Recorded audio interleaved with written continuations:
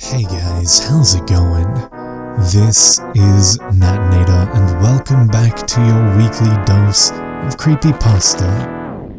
Short intro today, no disclaimers for this story other than a little bit of yikes. Glean from that what you will. But before we jump in, I want to give thanks to the members of the Coven over on Patreon. My eternal gratitude belongs to you, the Disciples. Auntie Pat, Backwards D-Dog, Bubbly Panda, Tiffany, Tomboy Topu, Patrick White, and D-Master311. Thank you guys again, you are all the best. Now, as always, turn out the lights, get comfortable, and let the story begin.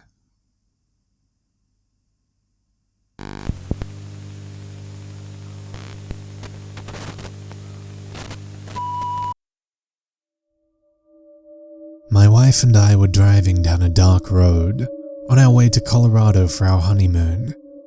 It had to be around midnight, and I'd been driving for hours. My wife was fast asleep in the back seat, and I had nobody to talk to, so I listened to the radio to keep me from dozing off. They were playing Wouldn't It Be Nice by the Beach Boys, a song that I've loved since I was a young boy. I was singing along to the tune as quietly as I could, trying not to wake my wife. That's when it suddenly got foggy out. The snow that we were warned about started falling, and the radio turned to static. The fact that we were the only ones on the road was very unsettling. We hadn't seen another car since we drove by that gas station almost 2 hours before. It was frightening to say the least. I continued driving, despite the fact that I could barely see. Static continued to restrain the radio from playing my favorite childhood song. I don't know why. Maybe it was the fact that it was really foggy out, but I felt that something bad was bound to happen. The radio was getting louder. Even though I had turned the thing off, I was hearing voices. They were coming from the radio. I thought that I was hearing things because I was dreadfully tired. It sounded like a woman. Her voice echoed out of the radio. "Evil lies ahead," she said. I was looking down at the radio, trying to get it to turn off, when I looked up at the road. A woman in a white gown walked right in front of my car. It was unexpected. I looked away only for a second. I stopped the car and pulled over to the side of the road. My wife had woken up at that point. I hit someone," I told her. I was in shock and kind of nervous to get out of the car and see. My wife and I both got out of the car and walked over to where I hit her. She wasn't there. We looked around, but there was no sign of anything. No blood, no body, just nothing. I know I wasn't going crazy. I saw her, and I felt as her body rolled over the top of my car. My wife assumed that I wasn't getting enough sleep, so she suggested that she finish the drive to Colorado. I agreed, and we got back into the car and drove off. Almost 2 hours later, I was listening to the radio, unable to sleep as my wife was driving. The radio again turned to static, and the clear roads were suddenly foggy. I immediately felt that something was wrong, and that something bad was about to happen. I couldn't really see anything but the road due to the fog, but I noticed someone standing in the middle of the road. "Stop!" I screamed. She stopped the car. The woman was just 10 feet ahead of us. "It's her," I said. "It's the woman I hit." I don't see anyone," she said, glaring out at the road. Somehow she couldn't see her, but I did. The woman was in a white gown and she was probably in her 40s. I wasn't losing my mind like my wife thought I was. The woman spoke, and what she said had me shivering in fear. "Evil lies ahead." I looked at my wife. She was oblivious to what was going on. I didn't understand why she wasn't seeing or hearing what I was, but I wish she had, now more than ever. I tried to convince her that something bad was about to happen, tried to convince her that someone was trying to warn us, but it was too late. We saw the headlights coming at the very last second. I woke up hours later in a dark room.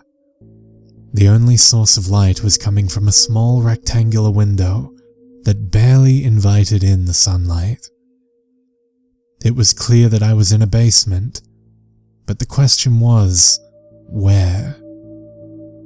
The first thing I noticed was that my wife wasn't with me. I quickly jumped out of the bed, just to fall right to the floor. My right leg was gone. It was cut off from the knee down. It was then that I noticed just how much pain I was in. I screamed for my wife, fearing that something bad had happened to her. I lay helplessly on the floor until I heard the basement door creak open, followed by footsteps. I pressed my back against the basement wall and I waited for what seemed like an eternity. "Mr. Edmund, you really should be in bed," a man said, helping me to the bed. He was wearing a lab coat, so I assumed he was a doctor. "Where is she?" I asked. "My wife."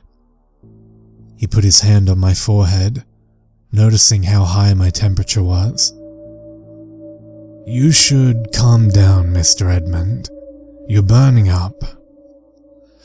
"I want to know where my wife is," I said. "I'm not calming down until I find out." He took off his glasses and put them in his pocket. "She's dead, Mr. Edmund," he said. "I'm sorry, but her injuries were too severe." I didn't want to believe it, but I had no choice but to. I thought about her as a memory. That's all she'll ever be now. I thought about the beautiful wedding we just had, how beautiful and happy she looked. She was dead, and I felt like the 4 years that we'd known each other was all for nothing. "Where is she?" I asked, wiping the tears from my eyes. "She's at the morgue, about 30 minutes from here." "I want to see her," I said. "Mr. Edmund, you're not in the shape to go anywhere," he said. "Now eat up. I'm sure you're hungry." He put a plate on the nightstand. "I want to see her," I yelled before he walked away. He stopped and turned around. "You really shouldn't yell, Mr. Edmund," he said. "You just might wake the dead." He laughed before walking up the stairs. I got out of bed and hopped my way up the stairs, just to find out that the door was locked. The guy was clearly hiding something, and I had to find out if it had anything to do with my wife. Hours later, as the day shifted into night, I was in bed, thinking about my wife, when I heard the door creak open. I heard no footsteps this time. I got out of bed and crawled my way to the stairs. I looked up and I saw the door open, but nobody was there. I hopped up the stairs and I walked through the door. I was in the living room, and it was strangely decorated with old furniture. It seemed as if I went back in time to the 60s. Something strange was going on and I had no idea what it was. It got even more confusing when I noticed the picture that sat on the table stand. It was a family photo of the man with a young boy and a woman who I assumed was his wife. It was the woman that I'd seen on the road. I don't know how it was possible, but it was her. I had a feeling that my wife was somewhere in the house, so I walked around to see if I could find her. I walked into the kitchen, and I noticed a trail of blood coming from the refrigerator. I walked slowly to the door, and I opened it.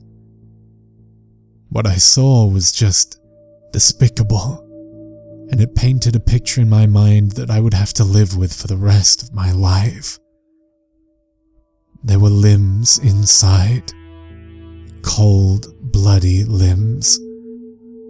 I would never have known that they were the severed limbs of my wife if it weren't for the ring that I proposed to her with. I thought about the food I'd eaten earlier, and I instantly vomited. I knew there was something about that guy. Something seemed off. I heard the floor creak behind me, and I turned around to see that psycho fuck behind me, swinging a baseball bat that I couldn't dodge in time. I woke up, hours later, back in the basement. The pain I felt in my leg was unbearable. I couldn't move because my arms were strapped to the bed, and even if I could move, I'd fall flat to the floor. My left leg was gone. He cut off my other leg, and he was slowly killing me. My mouth was covered with duct tape, so I couldn't even scream if I wanted to. "Oh good, you're awake." He was standing at my side, eating a piece of meat that I would assume was my leg. "You want to know something?" he asked me. "You taste good." I was just imagining my hands wrapped around his neck and slowly killing him. Haven't you ever wondered what you'd taste like? Well, I guess you probably already know. He ripped the tape off my mouth. I didn't even notice how painful it was. "I'll fucking kill you," was the first thing I said. I wasn't sure how I'd do it without any legs and being strapped to a bed, but murdering him in the most vicious way was all that I could think about. I've eaten many people in my life, Mr. Edmund, but I would say you take the cake. You're sick, and you belong in hell. I'm already in hell, Mr. Edmund, he said with a creepy smile. I killed myself back in 1964, right after I ate my wife and son. I didn't believe him, of course. I figured it was part of his sick mind. Why don't you just kill me? Get it over with. Well, Mr. Edmund, I learned that human flesh tastes a lot better fresh, so I'm gonna keep you alive for a while. He stood from his chair. Get some sleep, Mr. Edmund. I think you'll taste a lot better when you do. He walked up the stairs and closed the door. I was prepared to die. I'm honestly still surprised that I'm not now. There was a sudden knock at the door hours later, and I yelled as loud as I could, hoping they could hear me. A group of men then came running down the stairs and they helped me out of the bed and out of that house. I was lucky that they spotted my car on the side of the road and followed the tracks that led them to the house. It was a miracle. I was surprised to find out that the house was actually abandoned and that nobody had lived there since a doctor by the name of James Conway had brutally murdered and eaten his wife and child before taking his own life. The severed pieces of my wife were found in the old refrigerator, and they weren't the only ones found. There were many people who were reported missing in the area, but were never found over the last 50 years. Nobody believed me when I told them it was James Conway who killed my wife and ate my legs. I guess they believed that a copycat killer was on the loose. There were more victims after me, and I'm sure there will be many more in the future. I'll warn you though, you are not safe in the northern parts of Colorado. If you see any warning signs, a woman in a white gown telling you that something evil lies ahead, drive the opposite direction and never look back.